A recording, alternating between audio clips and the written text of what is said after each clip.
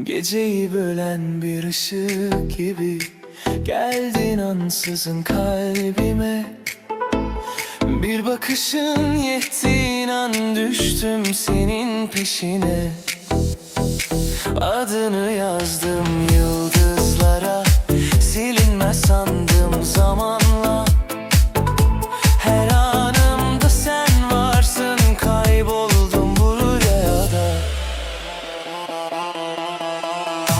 Kalbimin sesi hep seni söyler, adını duyar her rüzgar eserken. Bir gülüşün yeter bana yeniden, sensiz dünya dönmez inan. Bir adım atsan yeter bana, kırılır tüm duvarlar aramda.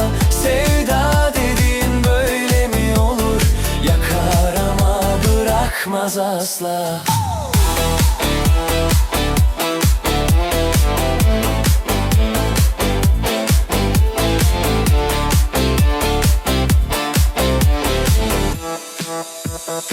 Ellerindeyse ellerime, durur zaman bir anlığına. İçimde çoğalan bu hisle savrulurum aşkınla.